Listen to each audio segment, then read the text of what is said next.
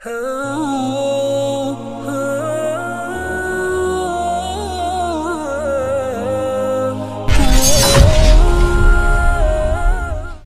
مذہبی مسائل میں اختلاف ہوتا ہے، کسی جگہ اللہ نے اس کا انکار نہیں کیا۔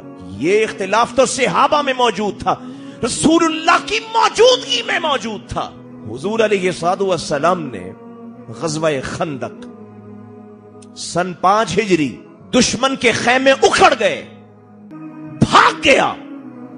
مدینے کے اندر دھوکہ دینے والے بنو قریظہ، پیغمبر علیہ الصلوۃ والسلام نے فرمایا، تم میں سے صحابہ کو کہا کوئی شخص نماز عصر نہیں پڑھے گا الا فی بنی قریظہ، چلے جاؤ۔ اللہ نے حکم دیا ہے کہ فرشتوں نے ابھی جو آسمان سے تمہاری نصرت کے لیے آئے تھے، جہاد کا سامان اپنے کندھوں سے اتارا نہیں، تم نے بھی ریلیکس نہیں ہونا، ابھی اگلا مارکا ہے۔ یہ دھوکہ دینے والے یہودیوں کے ساتھ مارکا ہے۔ تو حضور نے فرمایا نماز عصر نہیں پڑھنی، بنو قریظہ میں پہنچ کے پڑھنی ہے۔ صحابہ نے سفر شروع کر دیا، آدھے راستے پہ پہنچے تھے، نماز عصر کا وقت آ گیا، اختلاف پیدا ہو گیا۔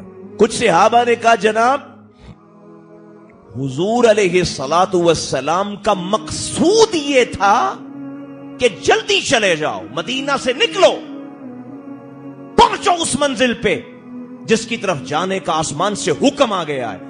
حضور گویا کہ یہ سفر جلدی شروع کروانا چاہتے تھے، یہ نہیں تھا کہ نماز عصر کا وقت آ جائے تو اس میں تاخیر کر دو، لہذا ہم نماز ابھی پڑھیں گے، راستے میں ہی پڑھیں گے۔ دوسرے صحابہ نے کہا نہیں، لفظ کیا ہے؟ لا یصلین احدکم، تم میں سے کوئی شخص نماز عصر کو نہیں پڑھے گا الا فی بنی قریظہ، بنو قریظہ پہنچ کے پڑھے گا۔ ذرا لفظوں کو دیکھو کیا ہے، نماز لیٹ ہوتی ہے ہو جائے، ہم رسول اللہ کی بات مانیں گے، وہاں پہنچیں گے پھر نماز عصر پڑھیں گے۔